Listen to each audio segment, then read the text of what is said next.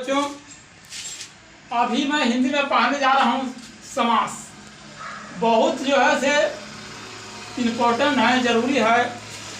इसीलिए कि व्याकरण संघ ने कहा है कि आज 9 क्लास हो, 10 क्लास हो, 12 क्लास हो, सभी को जो है से निश्चित रूप से प्रत्येक परीक्षा में 40 नंबर का आता है।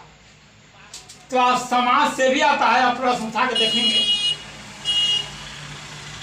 समास हमको याद है, एक समय जब मैंने समास पढ़ा रहा था, एक बच्चा से पूछा कि क्या आप जानते हैं कि समास क्या है। बच्चा झट से बोला कि जानते हैं सर कि मूलमास क्या होता है। हर 3 साल पर मूलमास लगता है सर।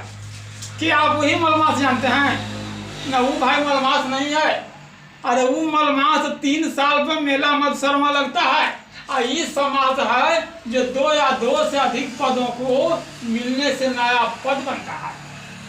ये आप नहीं समझे कि नया नया पेन के मेला में चल गए हैं हर तीसरा साल, तो उसको मूलमास कहते हैं। और 2 या 2 से अधिक पद मिलकर और नया पद बना देता है, तो उसको हम समास कहते हैं। इस बात को जान गए? तो ये समास है। आप समास को देखें, समास को मुख्यतः 6 भेद होते हैं। जब 6 भेद होते हैं, पहला का नाम है तत्पुरुष समास, दूसरा का नाम है कर्मधारय समास, तीसरा का नाम है द्विगु समास, चौथा का नाम है बहुव्रीहि समास, पांचवा का नाम है द्वंद्व समास, छठा का नाम है अव्ययभाव समास। बहुत आसान से आप इसको परिभाषित कर देंगे।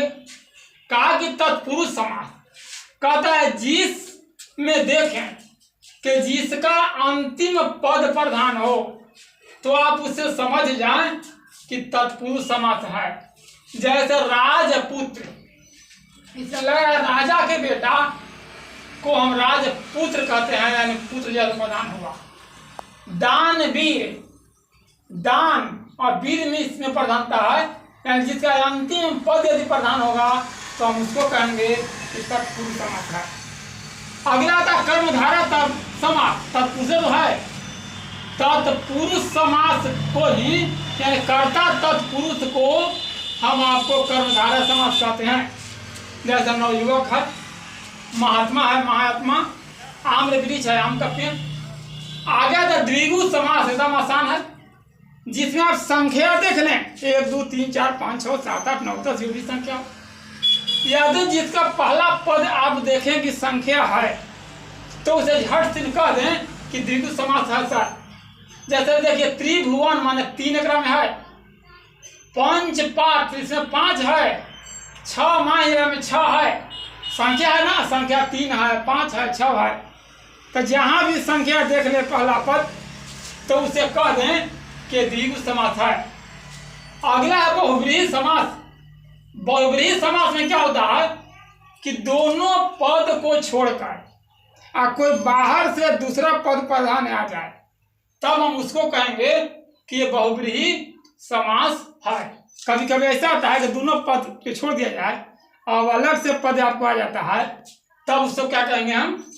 बहुव्रीहि समास। जैसे लंबोदर, लंबोदर का अर्थ होता है कि जिसका पेट लंबा हो, अर्थात गणेश। चक्रपाणि अर्थात जिसका हाथ में चक्र हो, अर्थात विष्णु। इस तरह से पंकज है मध्य। तो इस तरह से आप देखेंगे कि इस तरह से आपको ये अलग से आ रहा है शब्द, नहीं तो अगर उसमें दोनों में से कोई पद प्रधान नहीं है तो उसको हम बहुव्रीहि समास कहेंगे। अगला आता है द्वंद्व समास।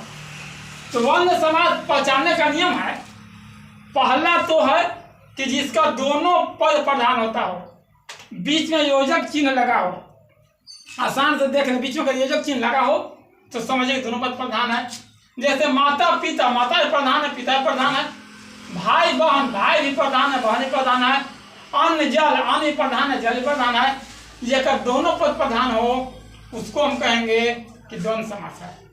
फिर अव्ययभाव समास। अव्ययभाव समास में आप देखेंगे जिसका पहला पद अव्यय हो और समस्त पद क्रिया विशेषण हो। विशेषण हो लेकिन क्रिया विशेषण आगे में बताया था, क्रिया विशेषण किसे कहते हैं। तो पहला पद अव्यय हो, बाकी सभी पद क्रिया विशेषण हो, तब हम उसे अव्ययभाव समास का, जैसे यथाशक्ति, प्रतिदिन, प्रतिमास, अंजाम, इस तरह से जो आता है इसको आप पढ़ेंगे, इससे आपको स्पष्ट हो जाएगा कि यह अव्ययभाव समास है। तो इस तरह से समास के 6 भेदों में, और समास के 6 भेद आप आसान से रट जाएंगे। छोटा जो आपको ट्रिक दिया गया है, ट्रिक को समझ करके सबको आसान से पहचान जाएंगे। और यदि पहचान में आ गया तो 3 से 5 नंबर अवश्य आपको मिलेगा।